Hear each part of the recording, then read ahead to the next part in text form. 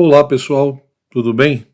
Estamos aqui então dando continuidade à nossa quaresma com Santo Agostinho e hoje nós temos aqui então o nosso segundo vídeo de meditação para essa semana. Eu gostaria de então estar falando sobre um ponto que é fundamental, ou seja, no vídeo passado nós vimos que para Santo Agostinho é importante lembrarmos constantemente que nós não só fomos feitos por Deus, mas nós fomos feitos para Deus. E esse para aí, ele gera, digamos, uma necessidade muito grande de Deus na nossa vida.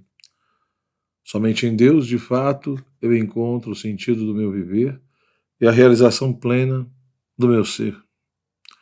Ora, mas qual de fato é o caminho que nos ajuda a chegar até lá? A essa verdade suprema, a esse bem supremo, que é o próprio Deus, Criador de todas as coisas e o nosso Salvador. Santo Agostinho, na sua juventude, em determinado momento, ele leu uma grande obra de um autor romano chamado Cícero, e essa obra chamava-se Hortênsios, que era uma verdadeira exortação à filosofia. E, de fato, ele, lendo essa obra, ele despertou, digamos assim, para a importância de se buscar a sabedoria e a verdade na sua vida. Ele trilhou todo um caminho, como ele narra nas suas confissões, né? Mas ele também mostra que, no fundo, o que o ajudou muito foi quando ele descobriu a importância da vida interior, a chamada via da interioridade. Não é à toa que Santo Agostinho é chamado de mestre da interioridade. Ele valoriza profundamente a via da interioridade. Nós, na realidade, encontramos Deus e precisamos encontrar Deus no nosso íntimo, no mais profundo do nosso ser. Porque, como ele mesmo diz nas suas confissões, Deus é mais íntimo do que a nossa própria intimidade.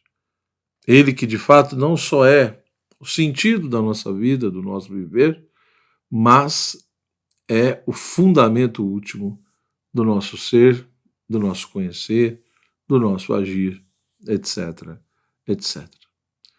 Então, como ele mesmo diz, né, nas Confissões, no livro 10º das Confissões, famoso trecho que com certeza vocês em algum momento já ouviram esse texto, ou leram, ou até algum tipo de música, porque tem música em relação a esse texto também.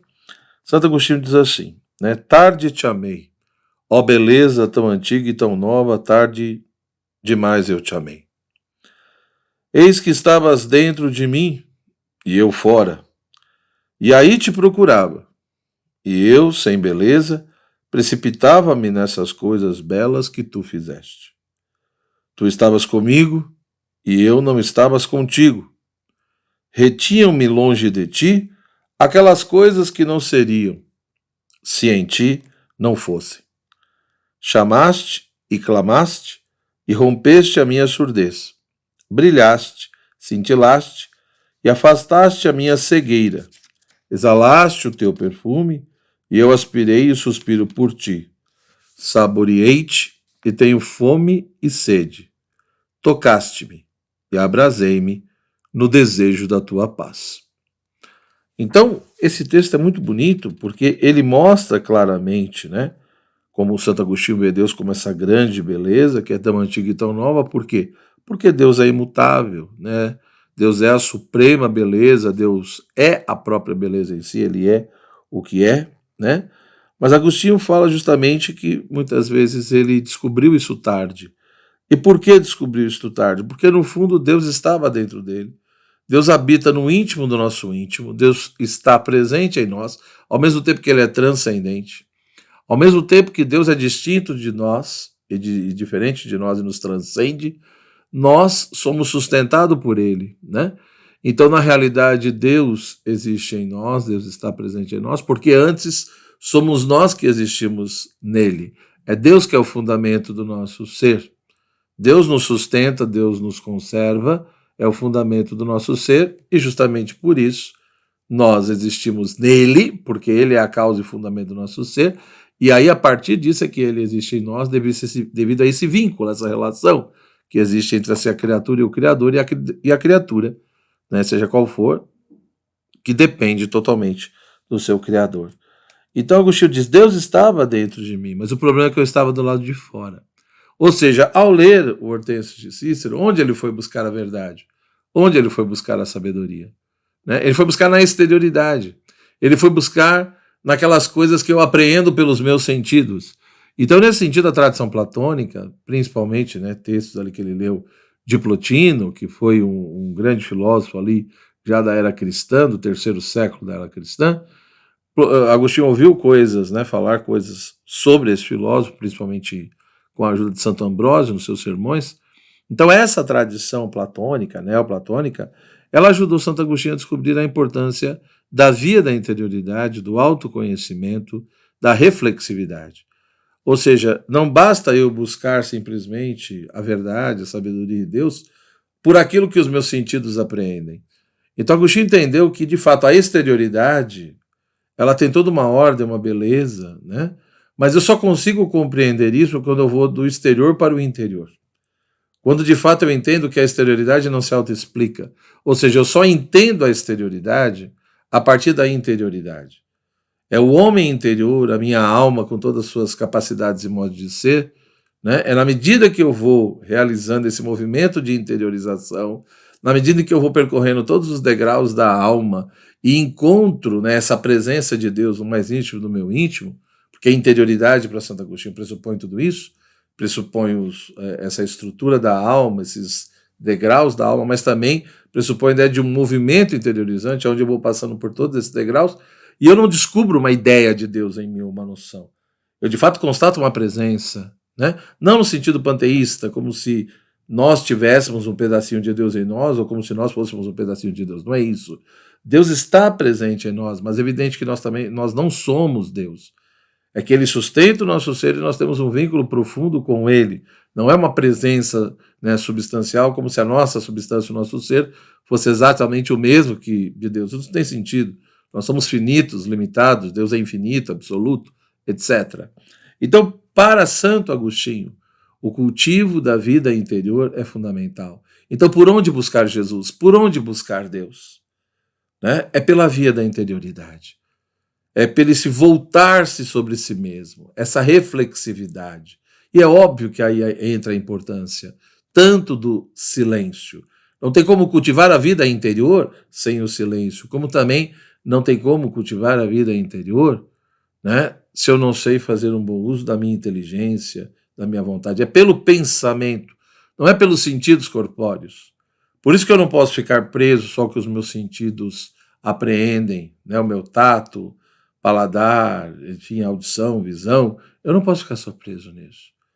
Eu tenho que aprender a silenciar os meus sentidos e se entreter com os meus pensamentos, né, com as minhas vivências, lembranças, e principalmente também aprender a silenciar, muitas vezes, essa feira interior que existe dentro de nós.